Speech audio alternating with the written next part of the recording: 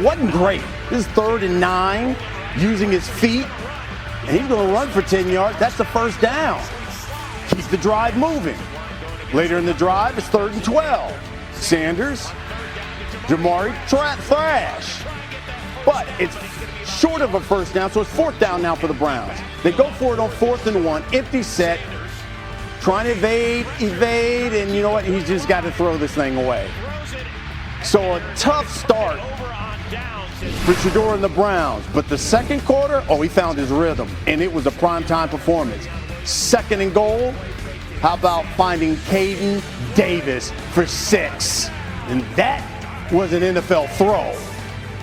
We're tied up at 7 at this point. Later in the second quarter, 2nd and 12 for the Browns, and watch this throw. He evades. Look at the touch. And Luke Floria with the one-handed catch. Great throw. Even better catch by Floria. Later in the drive, Sanders again sidesteps the rush, and that's another touchdown. And you know what? Even LeBron likes it. He's like, yo, that young king looking good out there. Keep it up. Sanders 14 of 23 for 138 yards, 2 touchdowns. Hey, the Browns win 30-10. Here is Shedeur on his performance. I'm gonna be honest. I wasn't nervous, so I didn't really have too much adrenaline. It was just getting comfortable. That's all it is.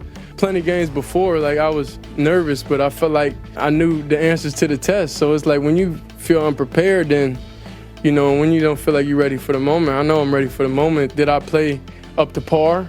No, I don't feel like I did. But overall, the main goal was to win, and that's honestly what we did. All right, ahead on SportsCenter, what comes next for Shedeur Sanders and the Browns quarterback competition? But why you should pump the brakes on the idea of Sanders becoming the starter there in Cleveland anytime soon. Panthers starter Bryce Young, look, he was just as impressive in that preseason debut against the Browns. Young only got 2 series of work, but he led Carolina on a touchdown before he took a seat, including a pretty 35-yard deep ball to first-round pick Tedoroa McMillan, and he was very efficient as well on the night. 4 of 6. Shedeur Sanders, his pro football debut. I don't ever remember a rookie that has been drafted outside of the first round taking the league by storm. Sanders throws, touchdown, putting on a show here in the second quarter.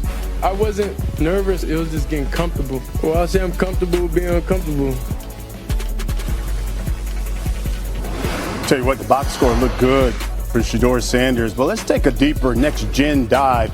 He was great on deep passes, completing 5 of 7 throws for 10 or more yards downfield. That was for 93 yards, 2 touchdowns. And when he had to get rid of it quickly, he was an efficient 7 for 11 for 45 yards on throws released less than 2.5 seconds after the snap, so he wasn't holding on to the football. So let's go inside the numbers with our football analyst, Sam Acho. So what impressed you most from what you saw out of Shedeur Sanders, Sam? He looked like a vet. There were times where you saw the ball jump off of the screen on a few of his throws, namely that first touchdown where he rolled out to the left and layered the ball over a flat defender and also to the corner of the end zone. There was another play where he's getting pressure in the pocket and he throws a dime in the middle of the field. Shedeur Sanders looked like he's been doing this for an extremely long time. And oh, by the way, it wasn't just his arm. He was able to evade defenders and use his legs as well. Okay, obviously he went into the game 4th on the depth chart. If he's going to move up on that depth chart, what do you think he has to improve on?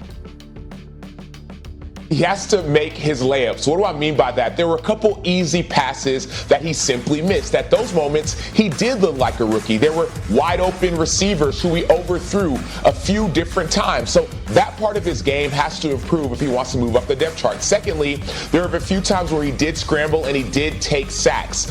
We saw that at Colorado. You don't want to see that again here in the NFL. So number 1, being more accurate on the easy passes, make your layups. Number 2, if you're going to scramble, try to avoid some of those sacks. Okay, so with all of that being said, obviously Brown fans are ecstatic with what they saw last night. Give me realistic expectations you think for Shedeur Sanders this season. realistically, you could expect Shedeur Sanders to start off number 2 on the depth chart. The reason I say that is that he had an opportunity to play and he impressed. So I believe that'll help him climb up for number 4, maybe number 3, a little bit higher, especially if he stays consistent.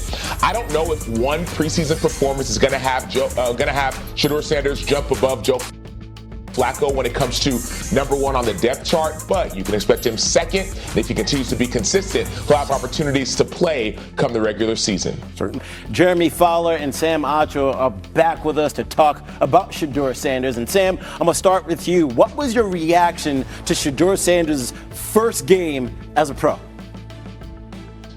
I was extremely impressed. Shedeur Sanders was comfortable and confident. You saw him stand in the pocket and take hits and deliver strikes. Some of the throws that he made popped and jumped off of the screen. They were veteran-type plays. He looked like a vet. He did not look like a rookie.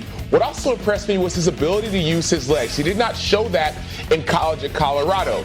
So for me, the level of development and growth for Shedeur Sanders and calmness on the sideline stood out more than anything else. So, Jeremy, based on what you've heard out of Browns camp, did Shedeur do enough last night to improve his standing on the depth chart? Doesn't hurt. I mean, he put himself in a nice position, especially because everybody else is hurt. Dylan Gabriel, Kenny Pickett, they've had hamstring issues. This is a prime opportunity for Shedeur Sanders to work his way potentially into that 2 spot, because Joe Flacco, I think the expectation is that he'll earn the starting job as long as things go the way they have been. He'll probably start that 3rd preseason game. So they're sort of treating him like a starter right now. But otherwise, this is a blank canvas, and he showed accuracy. He's been accurate in camp. And I know the Browns are really happy with his ability to avoid sacks. That was the issue at Colorado. You know, lack of urgency in the pocket has been a knock on him, especially talking to some people that were involved in the Panthers-Browns practice this week before the preseason game. So he showed the ability to get rid of the ball and do that. Now can he do it against some better competition, some more pressure in the backfield? That's going to be the issue for him. But like those red zone throws were lights out. I was texting with some people around the league. They said that was impressive. He reset his feet, delivered the ball, tight window spots, and it was good. Yeah, a lot of the stuff that we saw at Colorado, and accuracy is a part of his game. He led the country in accuracy last year and completion percentage in college. Thank you, guys. Appreciate you. But wait, there's more. As in rookies to keep an eye on Saturday as preseason action continues. Titans fans will get their first chance to see number 1 overall pick Cam Ward in action as Tennessee takes on Tampa Bay. In his lone season at Miami, Ward set single-season records for passing yards and TDs. The Jags traded up to the 2nd spot to select Heisman winner and 2-way star Travis Hunter. Head coach Liam Cohen told reporters Thursday that Hunter will take snaps on both sides of the ball in his debut. And in a crowded quarterback room in New York, Jaxson Dart will look to move up the depth chart as head coach Brian Dable confirmed the former Ole Miss standout would see time in the Giants' preseason opener against the Bills. All right, Jeremy and Sam still with us. Jeremy, I start with you here. What are you hearing is the plan for Jaxson Dart in terms of his development to try and become a starter, starting with tonight? Yeah, so tonight they just want to see poise and a good, clean operation. They're keeping it pretty simple with Jaxson Dart, bringing him up from the ground up. But they've been impressed with how highly motivated he is and how quickly he has learned the offense. So far, so good. Russell Wilson, everybody around the league pretty much believes he's entrenched as a starter and will get a healthy run there that gives Dart time to develop. But they just want to see him run the offense cleanly. They're not expecting huge splash plays. Use your mobility when you need it. But so far, so good. All right, Sam, your turn now. As far as grading on that rookie curve, what do you want to see Jaxson Dart show his teammates and coaches tonight? I want to see him show his teammates that the moment isn't too big for him. I don't want to see him look like a rookie. We saw Shedeur Sanders, for example, look like a veteran in his first action. What will it look like for Jaxson Dart? We talk about the speed of the game. I remember going from college to the NFL. There's a different level in the preseason. It also speeds up in the regular season. I want to see how will Jaxson Dart adjust to the speed of the NFL. All right, let's talk about another quarterback. Now, it's crazy that a guy who went first overall at the quarterback position is talked about as little as Cam Ward is. I mean, Shedeur Sanders, we led the show with, for crying out loud. Jeremy, what's the word on Ward from Titans camp? Well, he's actually going to play. We're talking about these other quarterbacks that probably aren't going to play. Cam Ward is going to be in that lineup. And so I spent some time at Tennessee's camp. Head coach Brian Callahan told me that the work ethic is legit. He's in the building 4:35 a.m. every day. He's bringing teammates with him. So he seems to be a multiplier in that area. He says he processes information quickly, and they'll even go back and forth. Cam Ward will give his opinion if he doesn't agree with a criticism or something like that. They'll have those talks, and I saw that firsthand. He had a bad practice one day. Him and head coach Brian Callahan were talking for 10 minutes about what went wrong in the miscues. But the day before and the day after, he was really good. Yeah. So you see the flashes. I will say, when he rolls out, he's creative. He's an artist. I'm not saying he's Patrick Mahomes, but he's got a little bit of that. The sidearm throws, the moves. That's where he will thrive if he gets the chance. What's crazy is Ward, again, a QB taken first overall, not even the favorite to win Offensive Rookie of the Year. That would be Ashton Genty, the running back in Las Vegas. Ward second on that market at ESPN Bet. All right, Sam, question for you surrounding Cam Ward. What is the biggest one on your mind going into tonight? Will he be able to be as much of a magician in college or in the NFL as he was in college? We saw him move around in the pocket. It looked easy to him in college. We saw the same thing for Caleb Williams, but he got sacked 68 times. What will happen when Cam Ward faces NFL pressure, NFL veterans? Will he be able to move around a lot? Will he be able to escape in the pocket? That's what I'm going to be keeping my eye on. Yes, it's the preseason, it's limited action. You're not going to see as many as exotic of defenses, but some of that arm talent, his mobility, it either will be exposed or he'll be able to continue to shine. All right, fellas, the player taken second in the draft behind Cam Ward, of course, the Jaguars, Travis Hunter. They traded up to the second spot to select the guy who is a two-way star. So, Jeremy, we know the Jags intend to use him on both sides of the ball. Do people around the league, though, think that's realistic?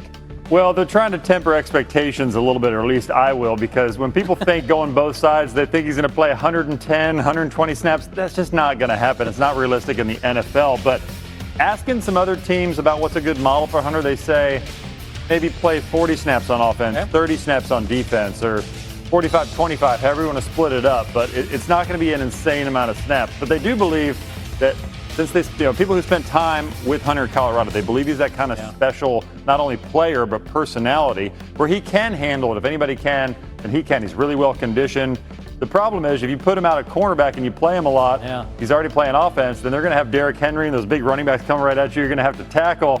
That questions your durability a little bit. So those are some things he has to answer early. Well, let's ask someone who did play in the NFL and knows what it's like to bang with the best of the best. Sam, can this guy really be a two-way star like he was in college at the NFL level? Yes, Travis Hunter can be a two-way star in the NFL like he was in college. The reason why is that every time he stepped on the field, he starred, he shined. I remember at TCU, when his first game in Colorado, had an interception at the fourth quarter to seal the game.